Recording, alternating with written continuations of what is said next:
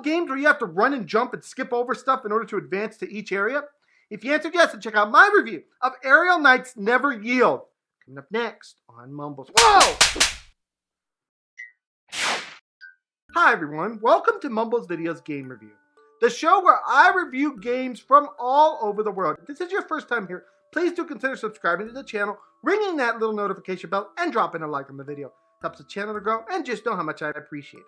Guys, we are reviewing Aerial Knights Never Yield. Take the role of Wally, a mysterious character that has recovered what was taken from him. Hopefully you're fast enough to outrun your enemies, expose the truth, and try to uncover the mystery of what happened to them. With an average runtime of an action movie, about an hour and a half on normal, a first run of this action-packed adventure can be enjoyed in an afternoon. Afterwards, you can improve your score. Aerial Knights Never Yield is a 3D side-scroller that plays very much like classic Endless Runner. The game has an interesting story that keeps players always in motion. Run, jump, slide, or dash for acrobatic variants leading to dope combinations and avoid challenges that await.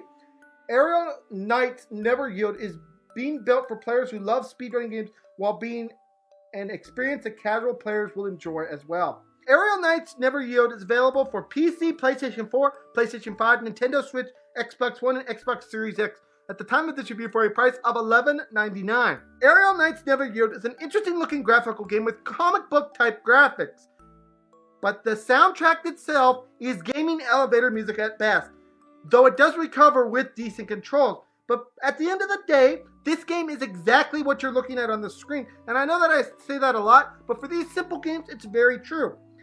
You basically run, jump, hop, and skip over various objects. Sometimes you have to duck, sometimes you have to jump, sometimes you have to do a various jump, and sometimes you have to run faster through things.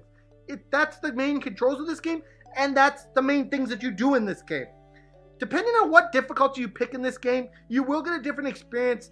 And the easiest mode has a slow down part to it so that even the worst players at these games can enjoy this game.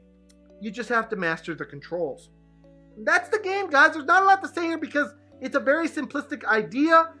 It just is what it is. There's just not much to say here. Even boss battles are simply just dodging various things with nothing really explained about them.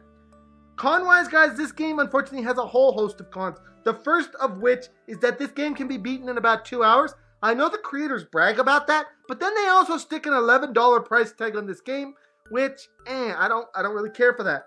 The second con is that some levels do kind of look the same as you start progressing through this thing, which is very much a bummer because if you're going to have a game that is short, at least give me variations in the game. The third con is that this game doesn't really have many variations to its various moves. For example, sliding is always the same, jumping, you always jump the same way, you always move backwards the same way, and you always run forward the same way. So there's not a lot of variation in the animations of this game, which is kind of a bummer because it would be nice to see certain objects have your character do different things and interesting things. The fourth con for this game is that this game is not anything we haven't seen before, and I think that one can just kind of stand on its own. Now to talk about is what I'm going to give Aerial Knights Never Yield on today's Mumbles review. Guys, I always want to give creators the benefit of the doubt, and I always want to be fair in scoring them. But sometimes I come across the game that while it looks interesting and it looks fun, I just know that if it wasn't for the fact that I was reviewing the game, I wouldn't be playing it. And unfortunately, guys, this is one of those games. Guys, on today's episode of Mumbles, I can only give this game a 4 out of 10. It has decent gameplay, it controls okay, it's cool looking, but at the end of the day, I want something more than simply giving me a couple button presses to push here and there and a timing game.